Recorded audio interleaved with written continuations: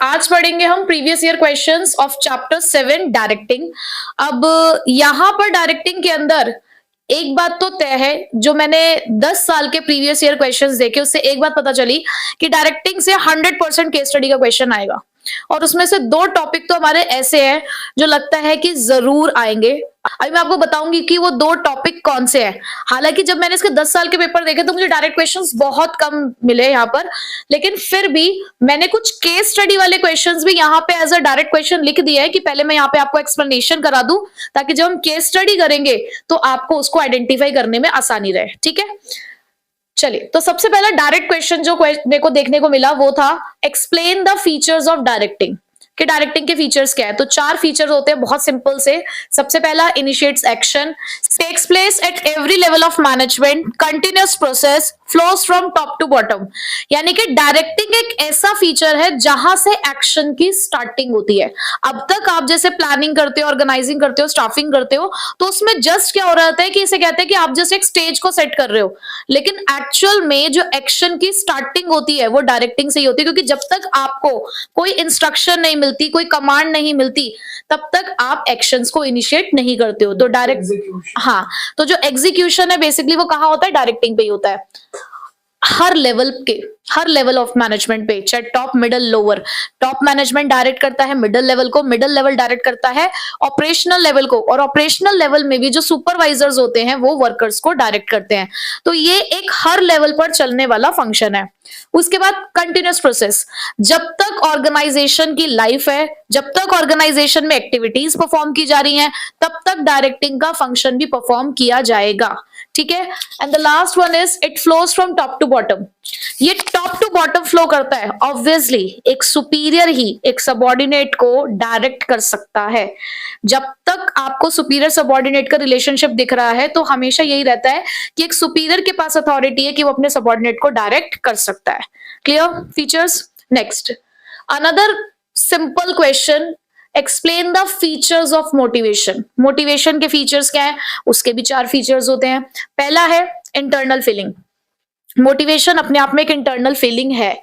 कोई भी चीज हमें मोटिवेट नहीं कर सकती जब तक हमारी इंटरनल डिजायर नहीं हो। तो ये एक इंटरनल फीलिंग है कि जब तक हमारी अपनी डिजायर नहीं होगी किसी भी चीज के लिए तो मोटिवेट नहीं हो सकते। अगर मुझे मेरे मैनेजर ने ये बोल दिया कि आपको मंथली सैलरी तो मिल ही रही है, बट अगर आप ये टारगेट अचीव करोगे तो आपको एक्स्ट्रा बोनस मिलेगा। अब मुझे लगता है कि नहीं, मेरे को जितनी मंथली सैलरी मिल रही है मैं उसी से सेटिस्फाइड हूँ, मुझे बोनस की जरूरत ही नहीं है, तो मुझे कोई मोटिवेट नहीं कर सकता उस चीज के लिए। तो मोटिवेशन हमेशा हमारी इंटरनल डिजायर, अर्ज होती है किसी भी चीज को हासिल करने की। ठीक, नेक्स्ट, गोल डायरेक्टेड बिहेवियर। जब आप मोटिवेट होते हो तो हमेशा एक गोल के लिए होते हो। अगर आपका कोई गोल है तो ही आप मोटिवेट हो पा रहे हो। मतलब जब आप मोटिवेट हो रहे हो तो अपने गोल की तरफ बढ़ने के लिए ही मोटिवेट हो गए। आपका टारगेट है कि यार नहीं, मुझे 90 प्लस अब लेकर आने हैं, अब तो मुझे जरूर 90 प्लस लेकर आने। आप मोटिवेट हो चुके हो उस चीज के लिए, तो आपका जो बिहेवियर होगा, आपकी जितनी भी एक्टिविटीज होंगी वो अपने उस गोल को हासिल करने के लिए होंगी। तो हमेशा मोटिवेशन आपको डायरेक्शन देता है to achieve your goal. Next, it can be either positive और नेगेटिव। जरूरी नहीं है मोटिवेशन हमेशा पॉजिटिव ही हो, या नेगेटिव भी हो सकता है। जैसे कि कई बार आपके घर वाले आपको कहते हैं कि बेटा ये काम कर लो, हम आपको ये चीज दिलवा देंगे, आपकी ये बात पूरी कर देंगे, आपको यहाँ भेज देंगे। This is positive. But negative क्या होता है, ज्यादा बदतमीजी करेगा तो तेरे को जायदाद से बाहर निकाल देंगे, ठीक है, तेरे फोन वोन सब छिन जाएंगे, ये बाइक की चाबी रख लूंगी, मम्मियां कह देती है ना करे। तो ये नेगेटिव मोटिवेशन होता है। अब ऑर्गेनाइजेशन में भी ऐसा होता है, एक तरफ वो कह रहे हैं कि आप अच्छा काम करोगे तो आपको प्रमोशन मिलेगा, इंसेंटिव मिलेगा, वहीं दूसरी तरफ कह रहे हैं कि अगर आपने काम अच्छा नहीं किया तो आपका डिमोशन हो सकता है, आपको निकाला जा सकता है। ठीक है, तो ये सारी चीजें नेगेटिव मोटिवेशन में काउंट होती है। तो मोटिवेशन दोनों तरीके से हो सकता है। Fourth, complex. भाई लोगों को समझना कितना मुश्किल है, बहुत मुश्किल होता है ना। हम नहीं समझ पाते हैं, हमारी जिंदगी में बहुत सारे लोग आते हैं, बहुत सारे लोग जाते हैं, हम सबको नहीं समझ पाते हैं। जिनको समझ जाते हैं वो रह जाते हैं, जिनको नहीं समझ पाते वो चले जाते हैं। तो मोटिवेशन एक कॉम्प्लेक्स प्रोसेस है। क्यों? क्योंकि यार लोग ना अपने बिहेवियर में हेट्रोजेनस होते हैं। सबकी मोटिवेशनल नीड को आइडेंटिफाई करना और उसके अकॉर्डिंग उनको इंसेंटिव्स ऑफर करना बड़ा मुश्किल होता है। ठीक है, तो इसलिए मोटिवेशन क्या है, एक कॉम्प्लेक्स प्रोसेस है। समझ गए? तो नेक्स्ट क्वेश्चन है हमारे पास, explain different styles of leadership. देखो लीडरशिप क्या है, लीडरशिप एक बिहेवियर पैटर्न है लीडर का, कि जब वो अपने सबऑर्डिनेट्स के साथ डील करता है तो उसका बिहेवियर पैटर्न क्या होता है, बेसिकली वो लीडरशिप स्टाइल होते हैं। ठीक है, हमारे पास लीडरशिप स्टाइल बहुत सारे हैं, बट आपके कोर्स कंटेंट में आपको 3 तरीके के लीडर्स के बारे में पढ़ना है। तो पहला लीडर होता है हमारा अथॉरिटेरियन लीडरशिप, दूसरा डेमोक्रेटिक लीडरशिप, और तीसरा लेजर लीडरशिप। अथॉरिटेरियन का मतलब देखो नाम में ही पावर दिख रही है ना, अथॉरिटी। ये एक ऐसा लीडरशिप स्टाइल है जहां पे लीडर अपनी अथॉरिटी को इस्तेमाल करना जानता है, अपनी पावर को इस्तेमाल करता है। वो कहता है कि मेरे को सिर्फ इतना चाहिए कि मेरे सबऑर्डिनेट्स मेरे ऑर्डर का पालन करें और क्रॉस क्वेश्चन ना करें, काउंटर क्वेश्चंस ना करें, जैसा मैंने कह दिया है वैसा ही करें। वो नहीं बात करता है अपने सबऑर्डिनेट से, वन वे कम्युनिकेशन रखता है, और एक बात जो वो कह देता है बिल्कुल सलमान खान की तरह, कि फिर वो अपनी बात से पलटना नहीं चाहता। ठीक है, उसके बाद इसे बॉस सेंटर्ड लीडरशिप कहते हैं, और आई स्टाइल। जनरली ये वाली लीडरशिप इस्तेमाल की जाती है जब हमारे पास टाइम नहीं है, हमें फटाफट वर्क कंप्लीट करना है, स्पेशलाइजेशन की जरूरत है, हमारे वर्कर्स इतने कॉम्पिटेंट नहीं है कि हम उन पर डिपेंड हो जाएं काम करने के लिए। ठीक है, हाँ, और क्विक डिसीजन मेकिंग के लिए हम इसको यूज कर सकते हैं। डेमोक्रेटिक, डेमोक्रेटिक जनता की आवाज यहां पर सुनी जाती है।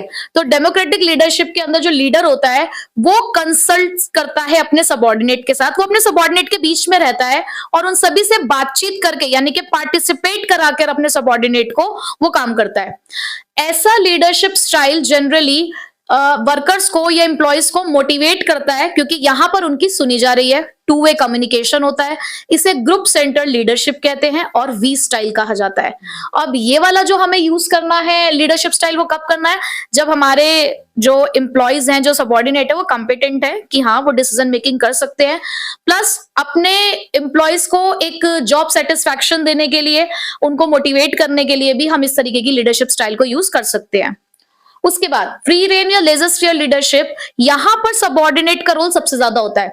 सुपीरियर का रोल सिर्फ इतना ही है कि वो आपको इंफॉर्मेशन सप्लाई कर रहा है कि आपको क्या काम करना है। यहां पर अपने सबऑर्डिनेट को के ऊपर विश्वास किया जाता है। सबऑर्डिनेट कंपिटेंट होते हैं जनरली, तभी इसका हम इस्तेमाल करते हैं। इस वाली लीडरशिप स्टाइल को कहा जाता है यू स्टाइल या फिर सबऑर्डिनेट सेंटर्ड लीडरशिप। ठीक है, और यहां पर जो सुपीरियर होता है वो बिल्कुल साइड में बैठ जाता है, सबऑर्डिनेट्स आपस में ही मिलजुल कर काम को पूरा करते हैं। ठीक है, आपको जब भी ये लीडरशिप स्टाइल एक्सप्लेन करने के लिए आए तो आपको मीनिंग, इनके टू वे कम्युनिकेशन है या इसको क्या कहा जाता है, प्लस डायग्राम जरूर बनाना है। ठीक है, नेक्स्ट क्वेश्चन जो है वो बहुत इंपॉर्टेंट है। केस स्टडी इस वाले टॉपिक से आने के चांसेस हैं। अब तक जितने भी मैंने क्वेश्चंस देखे, सबसे ज्यादा केस स्टडी इसी वाले क्वेश्चन से थी, और अभी जो एक और क्वेश्चन मैं आपको कराऊंगी वहां से आई है। तो देखो क्या है question, explain the financial incentives to motivate the employees. कौन से फाइनेंशियल इंसेंटिव्स है, यानी कि पैसे वाले इंसेंटिव्स जो एम्प्लॉयज को मोटिवेट कर जाते हैं। तो ऐसे 7 इंसेंटिव्स होते हैं, pay and allowances, bonus, profit sharing, copartnership जिसको स्टॉक ऑप्शन भी कहते हैं, retirement benefits, productivity linked wage incentives and perquisites. सबसे पहले pay and allowances, basic salary plus आपको अलाउंसेस। किसी भी ऑर्गेनाइजेशन के अंदर जब हम एडवर्टाइजमेंट भी देखते हैं ना, तो हमें सबसे पहले वहां पे देखना होता है कि सैलरी पैकेज क्या है उस कंपनी का। तो सैलरी सबसे पहले अट्रैक्ट करती है, प्लस उससे जुड़े हुए अदर बेनिफिट्स। ठीक, सेकंड क्या मोटिवेट करता है, बोनस। बोनसेस, जो भी आपको आपकी सैलरी या वेजेस से ऊपर मिल रहा है वो आपका बोनस होता है। तो कई बार जब ओकेजनली बोनस अनाउंस होते हैं ऑर्गेनाइजेशन के अंदर to increase the productivity of employees, तो वो भी मोटिवेट कर देता है। प्रॉफिट शेयरिंग, एक वर्कर ना कई बार काम नहीं कर रहा ज्यादा, क्यों, वो कहता है कि हम चाहे जितना मर्जी काम कर रहे हैं, हमारे ज्यादा काम करने की वजह से कंपनी का प्रॉफिट बढ़ रहा है, हमें तो अपनी सैलरी उतनी मिलेगी।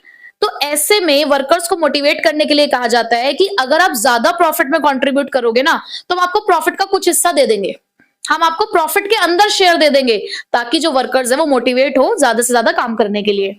को पार्टनरशिप या जिसे हम स्टॉक ऑप्शन कहते हैं, को पार्टनरशिप यानी पार्टनर बना लो उन्हें अपनी कंपनी के शेयर्स दे दो। क्यों, उन्हें कहते भाई तुम मालिक हो, खरीद लो कंपनी के शेयर्स और मालिकाना अधिकार लो, और जो चीज हमारी होगी उसके लिए तो हम काम करेंगे ही। तो यहाँ पे वर्कर्स को कंपनी के शेयर्स ऑफर किए जाते हैं मार्केट प्राइस से कम प्राइस पर। ठीक है, रिटायरमेंट बेनिफिट्स। अब रिटायरमेंट बेनिफिट्स क्या है कि भाई अभी तो हाथ पैर चल रहे हैं तो हम काम कर रहे हैं, कोई ऐसी कंपनी भी हो जो हमें बुढ़ापे का सहारा बन सके जो हमारी।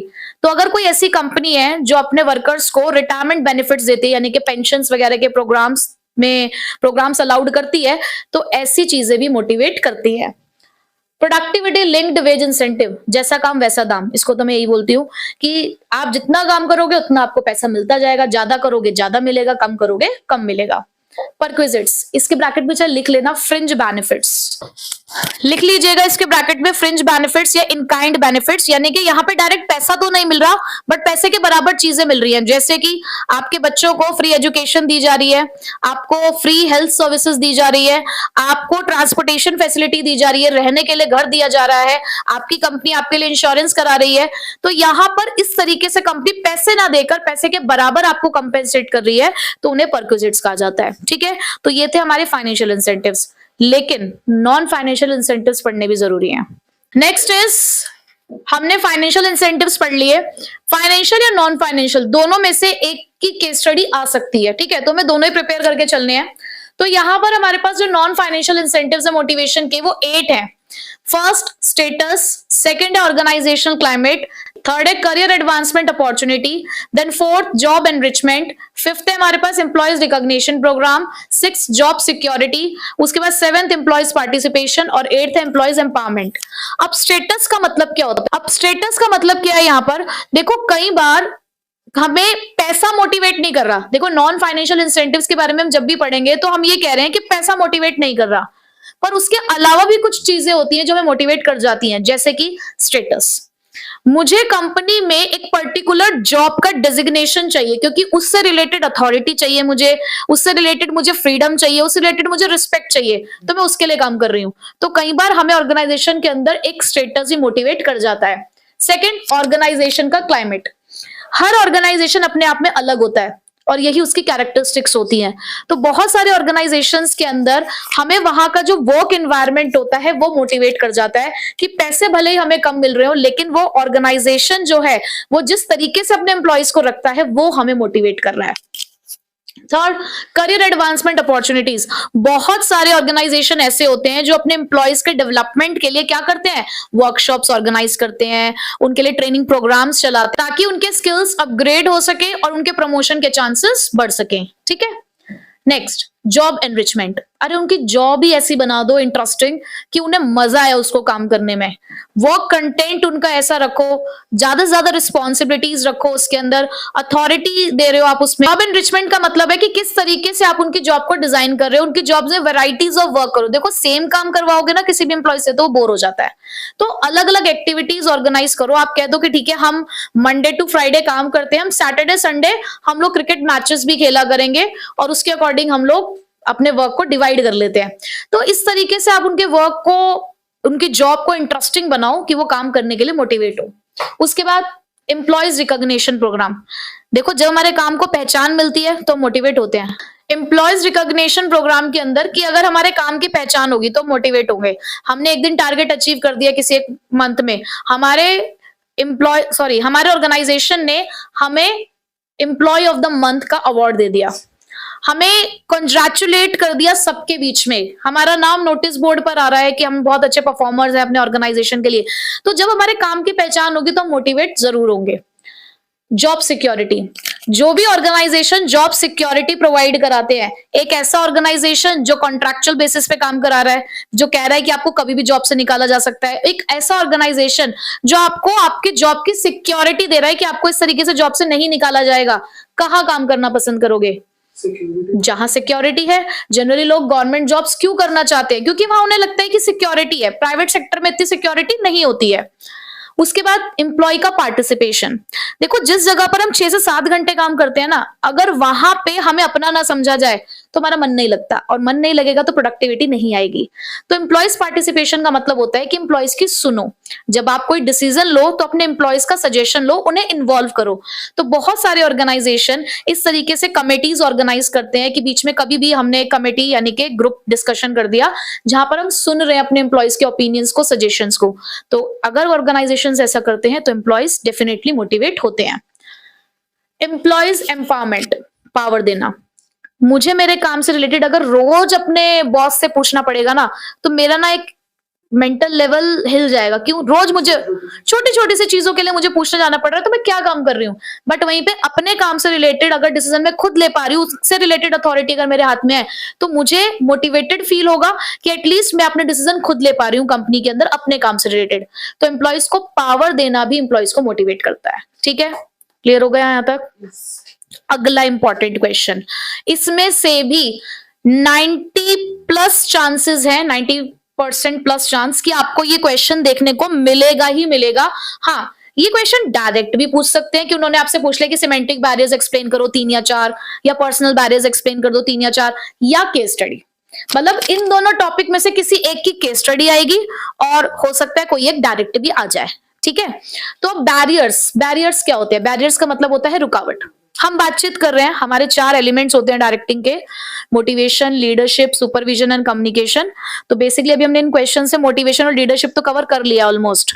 अब जो हमारे लास्ट है बैरियर्स टू कम्युनिकेशन, ये लास्ट एलिमेंट होता है डायरेक्टिंग का, जो सबसे इंपॉर्टेंट होता है, क्योंकि बिना बातचीत के बात नहीं बनती है।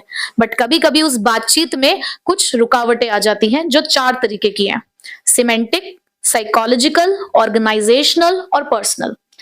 सिमेंटिक बैरियर्स की बात करूं तो it is related to your language, your vocabulary. इसे लिंग्विस्टिक बैरियर्स भी इसलिए हम कह देते हैं, लैंग्वेज बैरियर। इसमें आपके पास 6 टाइप्स हैं। पहला, बैडली एक्सप्रेस मैसेज, यानी कि आपने मैसेज लिखा लेकिन वो समझ नहीं आया सामने वाले को। क्यों? शब्दों की कमी थी, या गलत शब्द यूज किए हुए थे, यानी कि ओमिशन ऑफ वर्ड्स था, या यूज ऑफ रॉन्ग वर्ड था, इनएडिक्वेट वोकैबुलरी थी। ठीक है। Second, symbols with different meaning. आपने जो वर्ड लिखा, आपके पॉइंट ऑफ व्यू से उसका मतलब कुछ और था, लेकिन सामने वाला उस वर्ड को किसी और पॉइंट ऑफ व्यू से समझ रहा है। क्यों? क्यों? क्योंकि उस सिंबल के या उस वर्ड के अलग अलग मीनिंग हो सकते हैं। ठीक है, तो कई बार इस तरीके की मिसअंडरस्टैंडिंग बैरियर क्रिएट कर देती है। ठीक है, बाकी दोनों अपनी तरफ से सही होते हैं। Next, faulty translation. कई बार किसी मैसेज को एक लैंग्वेज से दूसरे लैंग्वेज में कन्वर्ट करना होता है। अगर उस ट्रांसलेशन में गलती हो जाए, भाई देखो, आप अपने वर्कर्स के सामने किसी एक पर्टिकुलर लैंग्वेज में बात कर रहे हैं, बट आपके वर्कर्स प्रोफिशिएंट नहीं है उस लैंग्वेज के अंदर। प्रोफिशिएंट समझते हो ना, एक्सपर्ट नहीं है, तो ऐसे में फॉल्टी डिकोडिंग हो जाती है, यानी कि फॉल्टी ट्रांसलेशन, जो एक बैरियर क्रिएट करेगी। टेक्निकल जार्गन, क्या होता है टेक्निकल जार्गन? Technical words. हर फील्ड के अपने वर्ड्स होते हैं। अगर हमें वो वर्ड्स नहीं पता, अगर हमें वो वर्ड्स नहीं पता होगा तो हम मैसेज नहीं समझ पाएंगे। ठीक है, तो कभी भी जब आप अपने वर्कर से बात करो, तो आप भले ही अपने फील्ड में स्पेशलिस्ट हो, बट एटलीस्ट ये तो सोचो कि वर्कर्स का जो लेवल ऑफ एजुकेशन है, क्या वो उन वर्ड्स को समझ पा रहा है। तो आपको हमेशा बात करते हुए ध्यान रखना चाहिए कि अगर आप टेक्निकल वर्ड्स यूज कर रहे हैं तो उसका मीनिंग भी एक्सप्रेस करें। अनक्लैरिफाइड अजम्पशन, यानी कि कुछ बातें जो अनकही और अनसुनी रह गई। अनक्लैरिफाइड अजम्पशन का मतलब है कि जहां पे हमने एक स्टेटमेंट जारी करी, ना सामने वाले ने हमसे कुछ पूछा, ना हमने उस बारे में कुछ कहना जरूरी समझा, क्योंकि हमें लगा कि ये अपने आप समझ गए होंगे कि हम क्या कहना चाह रहे हैं। इसका एग्जाम्पल कौन सा याद रखना है कि एक अकाउंटेंट जब छुट्टी पर गया, अकाउंटेंट को कह के गया, take care of the books. यहां पर सीनियर अकाउंटेंट का मतलब था कि जब तक मैं नहीं आ जाता तब तक अकाउंट्स मेंटेन भी करने हैं। बट जूनियर अकाउंटेंट को क्या लगा कि सिर्फ मुझे बुक्स का रख रखाव करना है, उसको ठीक से रखना है बस। ठीक है, तो this is unclarified assumption. Body language और जेस्चर डिकोडिंग, यानी कि क्या कह रहे हैं और क्या दिखा रहे हैं, दोनों में मैच होना चाहिए। वो कहावत नहीं होनी चाहिए कि हाथी के दांत खाने के और दिखाने के और, ऐसे ही कुछ होता है ना। तो यहां पर भी वो ये कह रहे हैं कि कई बार जब दोनों में मैच नहीं होता ना, तो बैरियर क्रिएट हो ही जाता है। चलो, psychological barriers, the barriers related to our mind. ठीक है, अब ये किस तरीके के बैरियर है? प्री मैच्योर इवैल्यूएशन, कुछ कहा भी नहीं है और तुमने समझ लिया है कुछ बातों से ही, तो this is pre mature evaluation. कि हम कहने जा रहे थे कि देखो कल आप सबको, अब कल आप सबको से कुछ भी हो सकता है, आपने सोचा कल आप सबको एक छुट्टी मिलने वाली है, नहीं, कल आप सबको एक्स्ट्रा वर्किंग आवर पे हो, आपको 1 घंटा और एक्स्ट्रा काम करना है। तो this is pre mature evaluation, कि आप पहले से अज्यूम कर लेते हो कुछ चीजों को। ठीक है, नेक्स्ट, लैक ऑफ अटेंशन। अब मैं इतना कुछ कह रही हूं, लेकिन अगर तुम दिमागी तौर पे कहीं और खोए हुए हो, तो मैं चाहे कितना भी कुछ कह लूं, जैसे भी मर्जी समझा लूं, जितना अच्छा पढ़ा लूं, कोई फर्क नहीं पड़ेगा ना। क्यों? क्योंकि आपका माइंड किसी और की दुनिया में खोया हुआ है, लैक ऑफ अटेंशन है। Loss by transmission and poor retention. Loss by transmission मतलब मैंने एक बात मैंने राजू को बोली, राजू ने गणपत को बताई, गणपत ने टीटू को बताई, लेकिन इन सब बातों में क्या हो रहा है? लॉस बाय ट्रांसलेशन मतलब ओरिजिनल मैसेज जरूरी नहीं है कि वैसा ही पहुंचाओ, एडिशन, डिलीशन, मॉडिफिकेशन कुछ भी हो सकता है। पुअर रिटेंशन, हम किसी भी चीज को बहुत समय तक अपने पेट में रख नहीं पा रहे हैं, कि जो मैसेज का ओरिजिनल सेंस था हमने उसकी ओरिजिनलिटी खत्म कर दी, तो this is poor retention. Distrust, कई बार हम किसी से इसलिए भी बात नहीं कर रहे क्योंकि हम उस पर ट्रस्ट नहीं करते, हमारे माइंड से रिलेटेड है ना।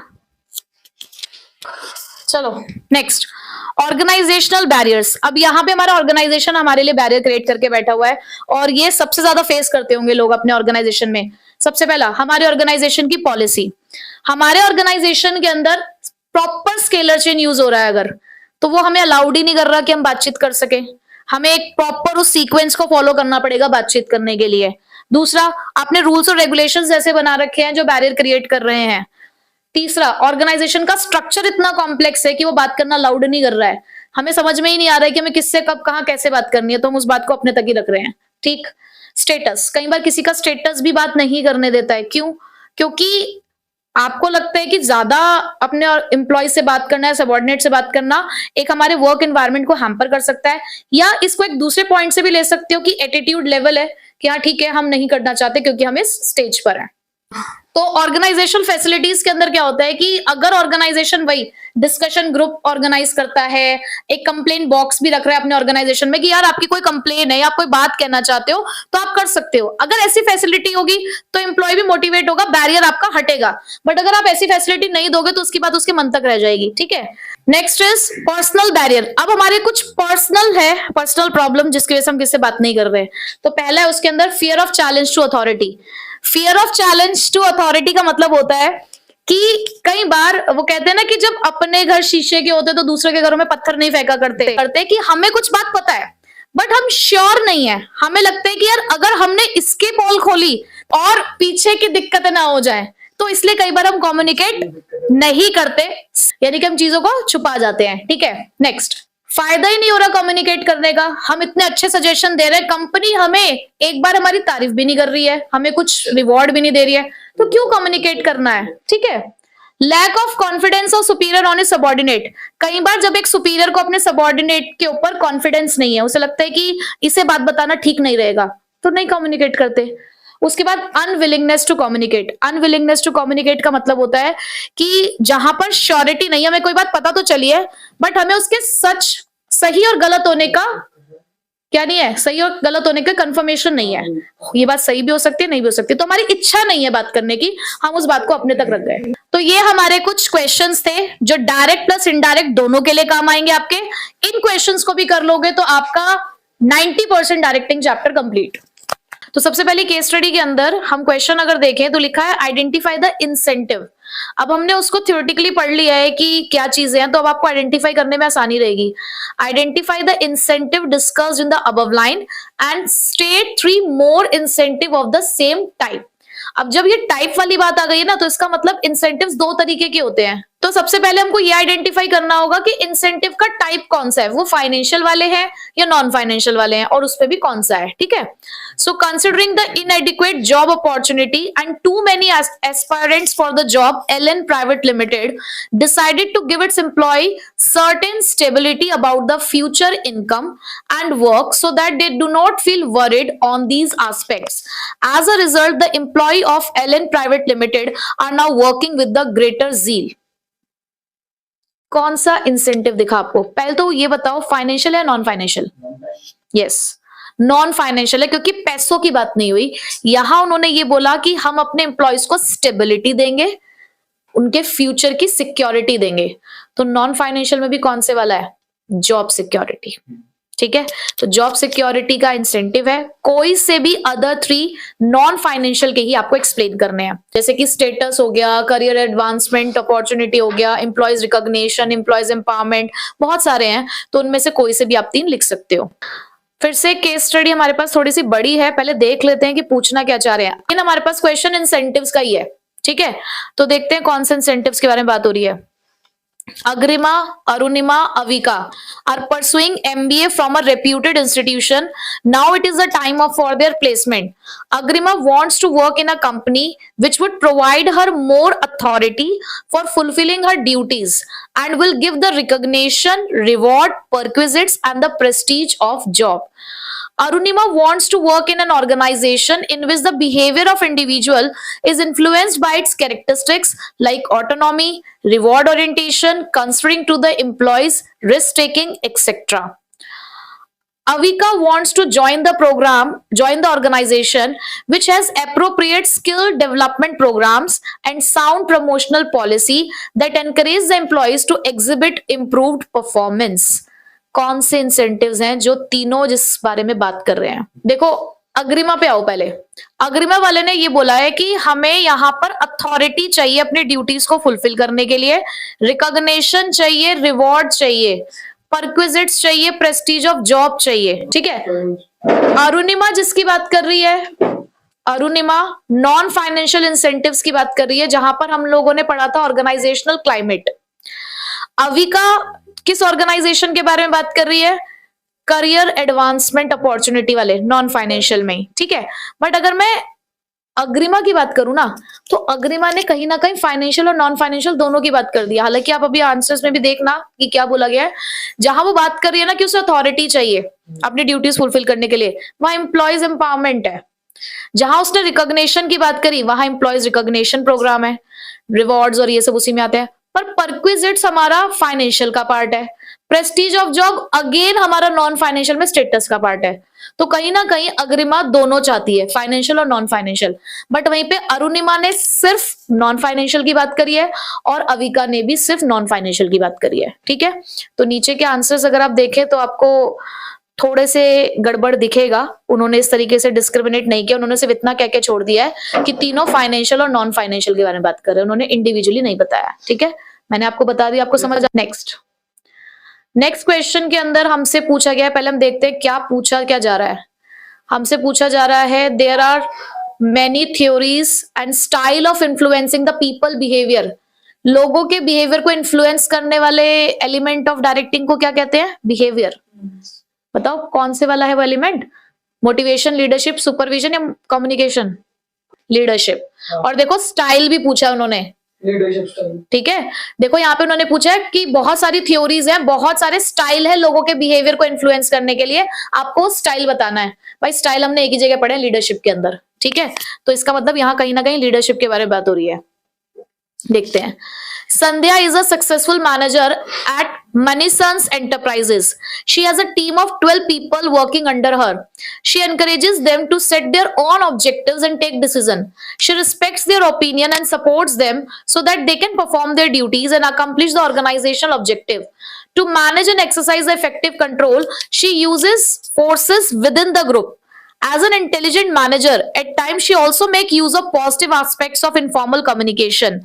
This way, she is able to unify the diverse interests and ensure that targets are met. तो बताइए कौन सा स्टाइल है? 3 स्टाइल होते हैं आपके पास, अथॉरिटेरियन, डेमोक्रेटिक और लेजिस्फेयर। हाँ, अथॉरिटेरियन में तो देखो बॉस ही सब कुछ होता है, या तो बेचारी सब उसके साथ मिलकर काम कर रही है। डेमोक्रेटिक में मिलकर काम होता है, लेकिन कहीं ना कहीं वो खुद भी इन्वॉल्व होते हैं। ऑब्जेक्टिव एक तरीके से बनाता लीडर ही है, पर उसको सबके साथ मिलकर बनाता है। लेजर्सफेयर में वो सबॉर्डिनेट को कह देते हैं कि आप अपने अकॉर्डिंग काम कर सकते हो, हम आपके ओपिनियन को सुनेंगे, समझेंगे, आप अपने खुद के ऑब्जेक्टिव्स लेकिन सेटअप कर सकते हो, आपको काम अपने अकॉर्डिंग करना है जैसे आप चाहो। तो कौन सा स्टाइल लग रहा है आपको? लेजर्सफेयर। करेक्ट आंसर है लेजर्सफेयर। आपको उसके 2 पॉजिटिव एस्पेक्ट्स बताने हैं। तो जैसे कि उन्होंने बोला कि क्विक डिसीजन मेकिंग होता है, क्विक फीडबैक भी हो जाता है यहाँ पर। ठीक है, तो कोई से भी 2 एडवांटेजेस लिख सकते हो आप। नेक्स्ट क्वेश्चन अगेन मैं देखूं तो इंसेंटिव का है। इसका मतलब एक पिक्चर हमारे सामने क्लियर हो रही है कि भाई इंसेंटिव्स जरूर पढ़ के जाने हैं। ठीक है, So Sadaf is chief executive officer of a reputed company. She introduced the appropriate skill development and sound promotion policy for the employees of her company. To motivate and retain the best talent in the company, she designed the job of the manager to include the greater variety of work content. Identify and explain the two incentives introduced by Sadaf to motivate the employees of her company. जहां promotional policy की बात हो रही है, skill development की बात हो रही है, तो वहां तो उनके करियर को अच्छा बनाया जा रहा है, तो करियर एडवांसमेंट है। और कहीं नहीं दिखा आपको कुछ और? Design the job of the manager to include the greater variety of work content, नहीं, हाँ, जॉब एनरिचमेंट। ठीक है, तो अगर आप अच्छे से एनसीईआरटी को फॉलो करो तो बिल्कुल डिट्टो वही लाइंस लिखी हुई हैं। ठीक है, और नोट्स में तो आपको मिल ही जाएंगी।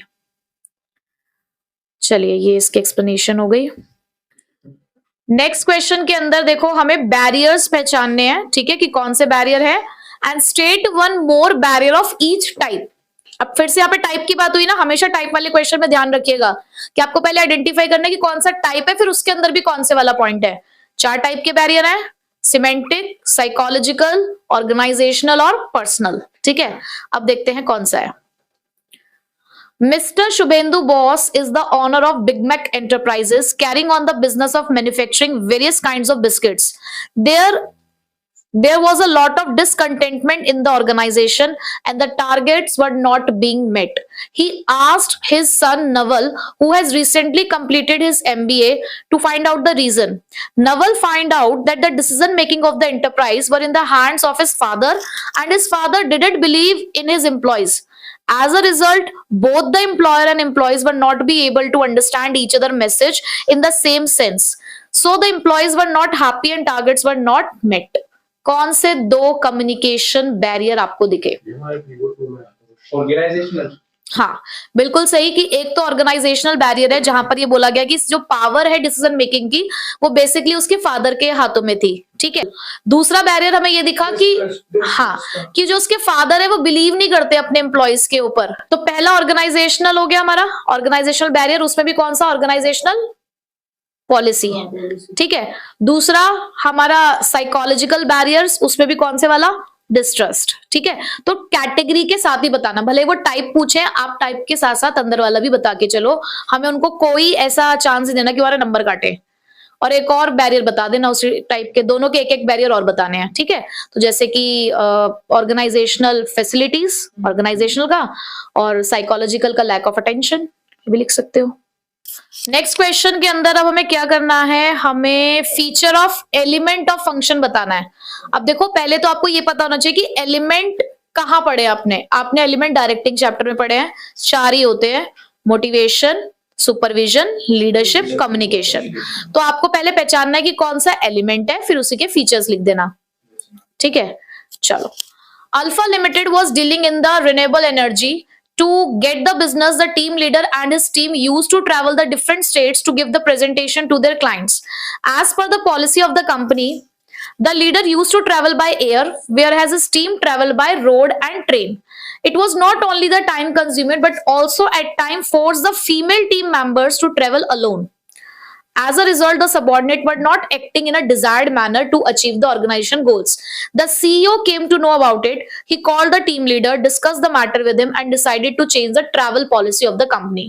It was decided that all the members, including the leader, would travel together in future and would usually utilize the traveling time in discussion with the subordinates about the presentation to be given to the clients. This made a positive impact and every member of the team started acting in a manner as desired by the team leader. State the feature of the element of function. मैंने ना कुछ keywords बताए आपको। अगर motivation की बात होगी ना, तो कहीं ना कहीं डिजायर की बात होगी, डिजायर की इच्छा जाहिर करेंगे आप अपनी। लीडरशिप में इन्फ्लुएंसिंग द बिहेवियर की बात होगी। मोटिवेशन में तो अपने ही पता चल जाएगा कि कम्युनिकेशन में की बातचीत है। सुपरविजन में ओवरसीइंग द एक्टिविटी की बात होती है कि उसके ऊपर नजर रखी जाती है। तो यहाँ आपको कहीं ना कहीं डिजायर्ड, हाँ, डेफिनेशन भी यही कहती है कि मोटिवेशन एक ऐसी प्रोसेस है जहां पर हम सामने वाले को कहते हैं, स्टिमुलेट करते हैं कि जैसा हम चाहते हैं, जो हमारी डिजायर है गोल्स को अचीव करने की, वैसे वो काम करने के लिए रेडी हो जाए। डायरेक्ट मतलब बेसिकली अगर आपको एलिमेंट पता चल गया क्या, नहीं एडेंट नहीं लिखा, देखो ना, state the features of the element of the function of management used by the CEO. यानी कि पहले आपको उस फंक्शन का एलिमेंट आइडेंटिफाई करके फिर अपने आप फीचर्स लिखने हैं, ठीक है। हाँ, तो आपको एलिमेंट आइडेंटिफाई कर ले तो फीचर आप कोई सा भी लिख सकते हो कि इंटरनल फीलिंग है, गोल डायरेक्टेड बिहेवियर था, कॉम्प्लेक्स था, पॉजिटिव नेगेटिव। क्वेश्चन फिर से हमारा लीडरशिप स्टाइल का है। Pramod was a supervisor at Annapurna Atta factory. The factory was producing 200 quintals of atta every day. His job was to make sure that the work goes on smoothly and there was no interruption in production. He was a good leader who would give orders only after consulting his subordinate and work out the policy with the acceptance of the group. Identify and describe the leadership style. सबसे easy. Consult कर रहे हैं subordinate के साथ, group की acceptance के साथ काम हो रहा है, डेमोक्रेटिक स्टाइल ऑफ लीडरशिप, ठीक है। नेक्स्ट क्वेश्चन अगेन हमारा कम्युनिकेशन बैरियर का है। Neeraj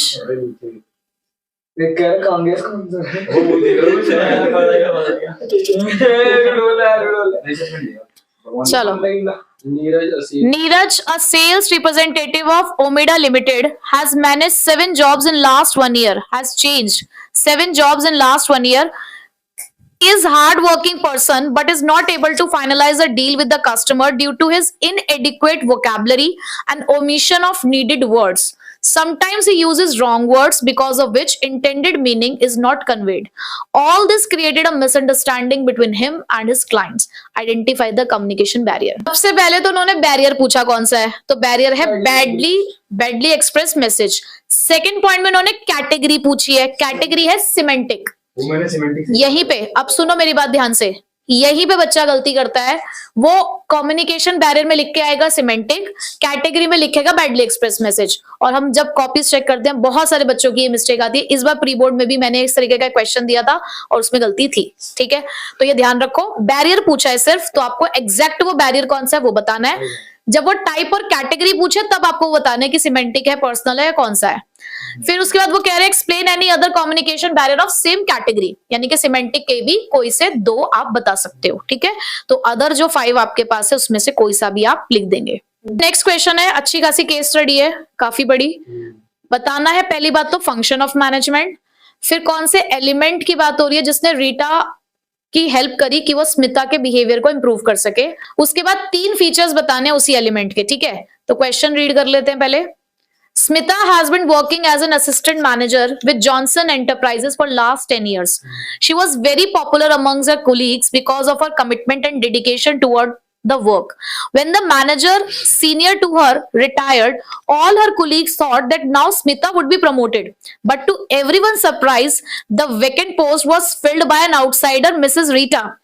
Smita felt demoralized and her performance started declining. She would abstain herself often and could not meet her targets. Rita was a good leader, but who could not only instruct her subordinate but also guide and inspire them. She noticed Smita's behavior and felt that her performance could be improved.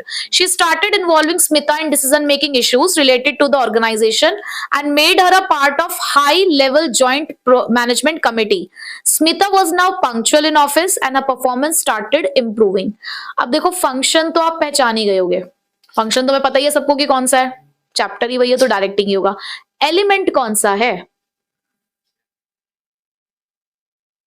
देखो आप ये देखो कि उसने उसका behaviour improve किया कैसे, decision making में इन्वॉल्व करके, यानी कि वो उसको कुछ अपनेपन का एहसास दिलवा रही है कि आप भी ऑर्गेनाइजेशन में कुछ हो, आपको इन्वॉल्व किया जा रहा है। क्या आपने नॉन फाइनेंशियल इंसेंटिव्स में एम्प्लॉइज पार्टिसिपेशन पढ़ा था, याद है? एम्प्लॉय पार्टिसिपेशन में लाइन भी यही लिखी हुई है कि इस तरीके से कमिटीज बनवा के हम क्या करते हैं, एम्प्लॉइज को इन्वॉल्व करते हैं डिसीजन मेकिंग प्रोसेस में। तो जब नॉन फाइनेंशियल इंसेंटिव मोटिवेशन का पार्ट है तो एलिमेंट भी कौन सा है? मोटिवेशन, ठीक है। तो उसी के फीचर्स लिखने हैं।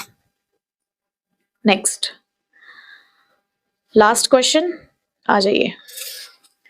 तो लास्ट क्वेश्चन है हमारे पास नीड्स के ऊपर, यानी कि मैस्लो से रिलेटेड एक केस स्टडी आई है और एक ही क्वेश्चन हमें यहाँ पे देखने को मिल रहा है इसका।